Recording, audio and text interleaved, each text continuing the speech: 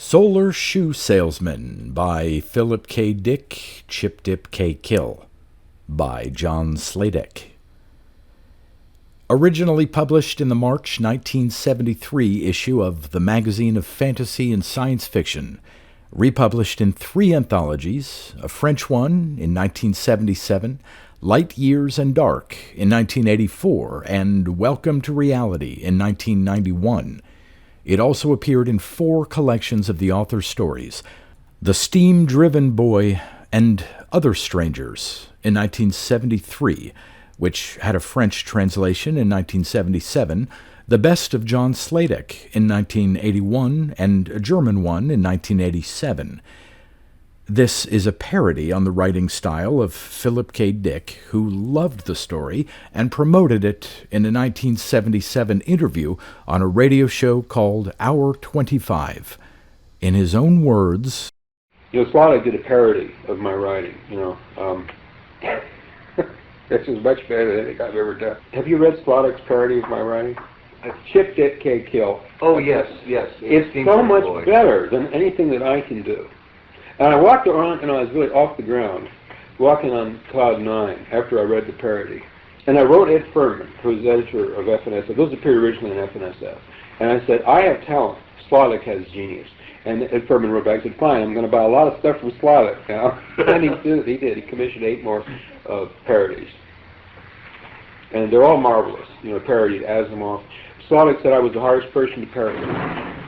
His parody on me is called Solar Shoe Salesman. 1. Stan Hausman, shoe salesman, punched a cuppy of calf from the kitchen and scanned the footlines of his morning newspaper. Olympic finals at Carmody Stadium. Police break up Hattonite riot. The stock market report listed only 2 corporations, the 2 which had between them divided the world: North American Boot and Shoe, NABS, and Eurasian Footwear, Eurofoot. NABS was up 2 points, Eurofoot down the same, inevitably. In this 2-person zero-sum game, one side could only profit at the expense of the other. Like Karen and me, he thought grimly. The corner of his eye caught movement, the racing figure of an autistic child. When he looked right at it, it was gone. Karen came into the kitchen. "Let's not start anything, for God's sake," he said. "I'm getting a divorce, Stan. I'm seeing the Loster this afternoon." Suddenly, the coffee substitute tasted very bitter. 2. Ed Pagon gazed into the camera face of Mel, the robot interviewer for KHBT-TV.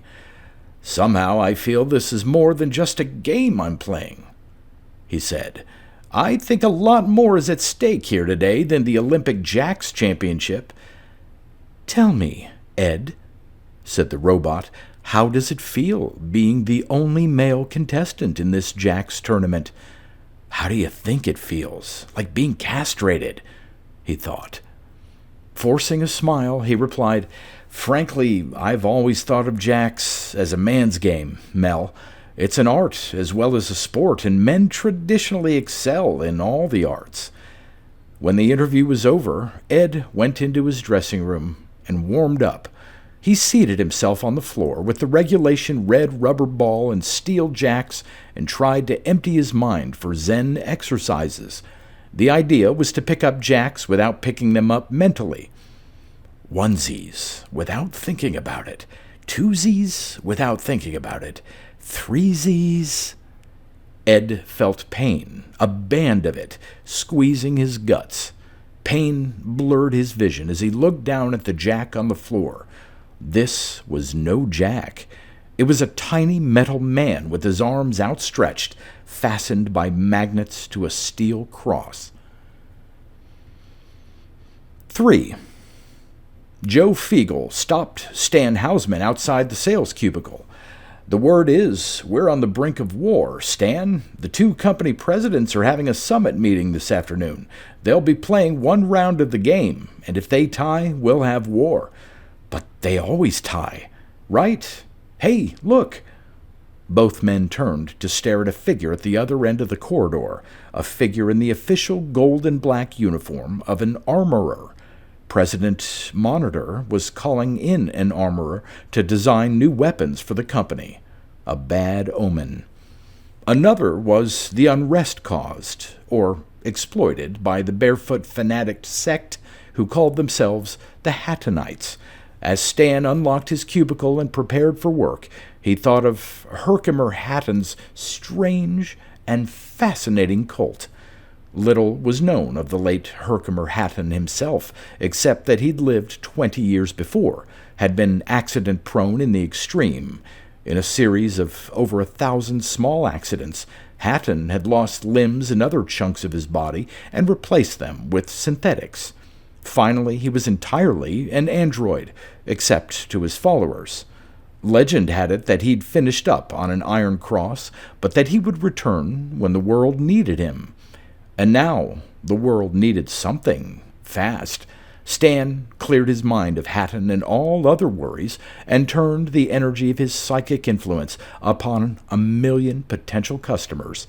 His influence spread over the city, giving 1,000,000 men and women some imperceptible nudge. For some, it might come as a moment of reflection. "I do need new shoes."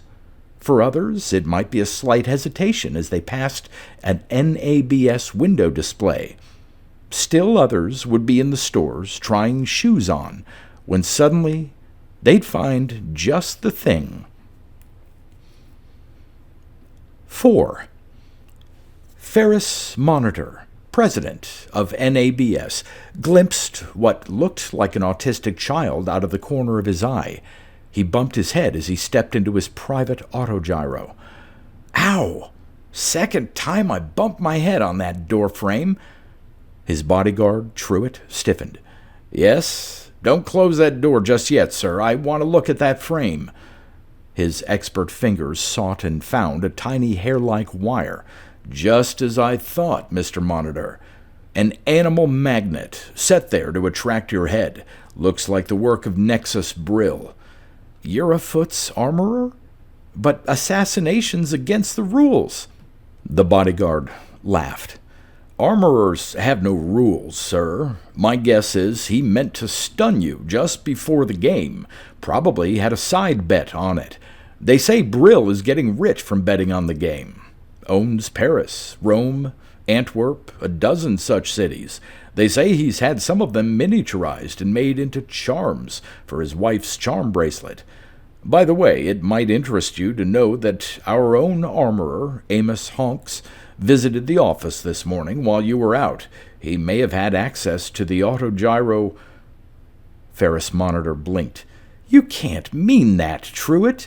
Why, Amos Honks is our only hope. Think of all the weaponry he's designed for us. How can you suspect him?" Truitt thought of the aerial battleship, filled with hydrogen and surrounded with heavy armor. "I know, sir, but I can't help feeling that the two armorers are in cahoots." Monitor sighed. "Anyway, are there any more assassination attempts in the cards today?" "Not cards, sir." Truitt sounded pained. "Tiles. Let's have a look." He laid out the traditional tiles of the 11th century Chinese game of prophecy, Mahjong. "I'm afraid it's the east wind, sir, and the 4 of bamboos." "Oh? Is that bad? What's the reading?" Truitt opened the book and read, "Many small greatnesses deny. No same. It does not further to discover several gifts only, The wise king avoids fried foods. He closed the book. Sir, I think it's dangerous to continue this trip to Chicago. Nonsense, Truett. I must go on. I must play and win. To give up now would mean economic collapse and resurgence of the old corrupt UN and slavery for most of the human race. The tiles must be wrong for once. But he knew the tiles were never wrong. 5. At Carmody Stadium, the robot doctorator was examining Ed Pagon after his collapse. He lay on the dressing room floor, doubled up with pain. The robot's probes moved to check his respiration, pulse, heart. "What is it, Doc?" asked an official. "Appendicitis?" The doctorator peered at him over its symbolic square-rimmed glasses. "Don't quote me on this, boys," it said, rubbing its iron chin. "But it 'pears as if this here fella is fixing to have a baby." 6. Amos Hunks, armorer, awoke to a sense of danger. Karen Hausman was still asleep beside him. He remembered the whole nightmarish episode at NABS. Ferris Monitor telling him to arm the corporation for AOW, all-out war. Telling him he'd have to do better than hay fever bombs, better even than dropping herpes simplex, the cold sore virus, into drinking water supplies. "You'll have to do a lot better," Monitor had said. "Don't forget, you're up against Nexus Brill. By the way, did you know your wife's been seen with Brill?" And later, she couldn't deny it. The world had come to a sickening halt then, this afternoon at the Loster's office, when they had obtained their punched card decree nisi. There he'd met Karen Hausman, and the two newly divorced people had just naturally clung together. So here he was, still sensing danger like a smell of fear. Outside he could hear the sound of muffled rotors, a police gyro trying to land quietly in the yard. He sensed, rather than heard, the faceless lawman creeping towards the house, the sound of a weapon being eased from its plastic holster and aimed through the wall at his brainwaves, the trigger being squeezed. Amos rolled across the bed and hit the floor just as the humming green beam of a stupidifier flicked through the wall. It caught Karen, and she slumped sideways, babbling and drooling. Before the cop could fire again, Amos snatched a charm off his ex-wife's charm bracelet, flung open the door, and pitched it into the yard. It was a miniaturized city. He counted to 10 and breathed, "Goodbye, Paris." With a thunder of cobblestones, the mini-city sprang to full size in the yard. He heard the cops scream, cut off by the shriek of tires and the blare of a taxi horn. Amos smashed a window, gashing his arm, and raced across the Place de la Bastille to the empty police autogyro. He climbed in and took off, heading for Chicago. There he had to be some way to stop the game before the game stopped everything else. If only he could design some weapon Nexus Brill could not counter. He played the stream of ideas across his mind. How about mad dogs? A nullitron beam? Unconscious minds? Fire cabbages? Even an earth mover, which could shift the entire planet during an aerial battle, thus leaving enemy aircraft stranded in outer space. Why was it Nexus Brill always had his ideas first? As he wondered, the aura began. The perimeter of his vision was filled with autistic kids. His ears jangled with flashing lightmares, and he felt the deep molecular and genetic shift begin. He was, as usual, turning into Nexus Brill. 7. The autistic child pointed to a picture of Stan Hausman and said, "Nice mans." The Hattonite elders looked at one another. Why mans? Could Hausman be, after all, the discalced prophet promised by Herkimer Hatton? 8. The data scan footline flickered upon the instrument panel of the autogyro. Labors of Hercules? Athlete to give birth. I don't understand that, said Ferris Monitor, looking away to the still blue waters of the Americ Ocean. An hour remained before they reached the finger-shaped Isle of Michigan, with Chicago glittering at its tip like a bright hangnail. Far to the east lay the dark continent of Atlantica, broken only by the British Lakes. Beyond that, the Europic Sea. In this novel I'm reading, he said, taking the foil back from his pocket, the author pretends that Lucifer lost his war against heaven, so that all the world is reversed, see? Truitt, his bodyguard, laughed. Science fiction, eh? Don't believe everything you see in white on black. What's the name of this book? Autogyro Ace, said the president. An autogyro novel by CHIPDIP K. Kill. At that moment a dot appeared above the horizon, far behind them. It grew rapidly into another autogyro. Who is it, Truitt? Too far to see, sir. Might be friendly. The bodyguard trained his electric binoculars on the strange craft, then gasped. No, it can't be.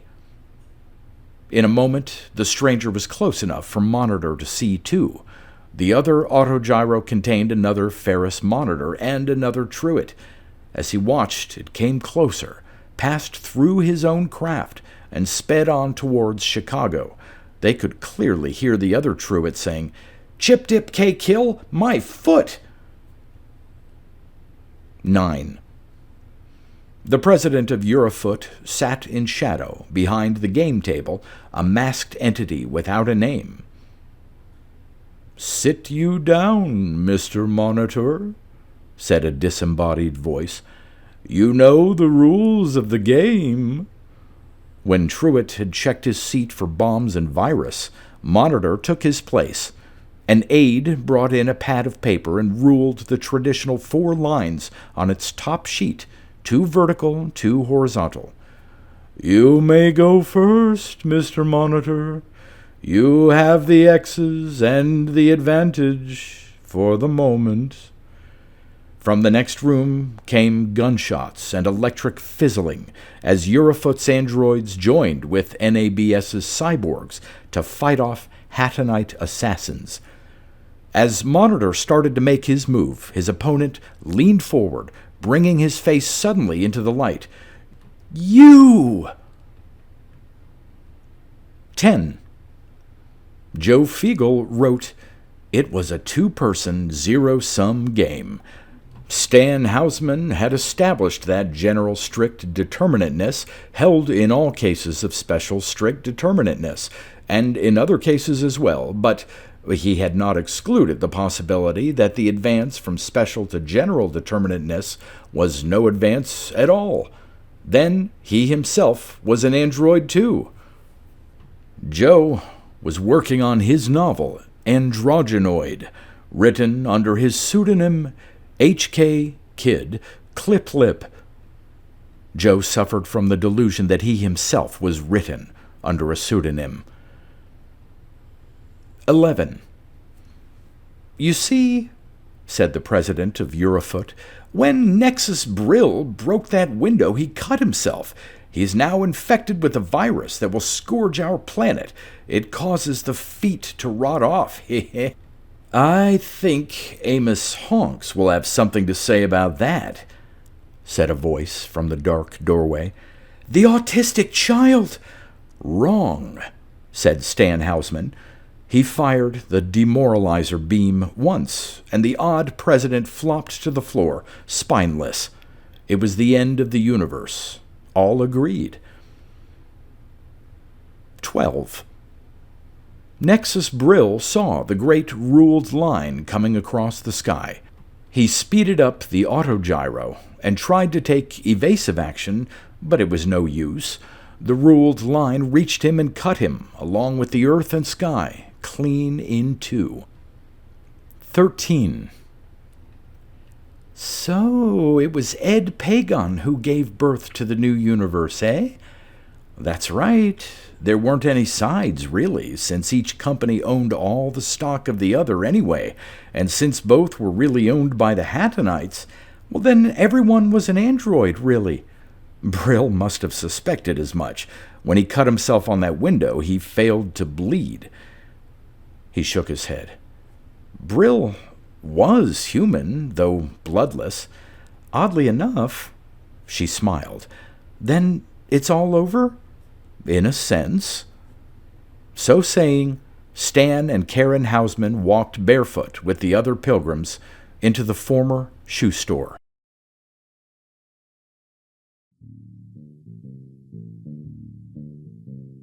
You've been listening to pre-1990s speculative fiction readings with a highlight on science fiction by Darrell T. Smith II. Please consider clicking the donation link in the description box. Thank you so much for your time and your imagination.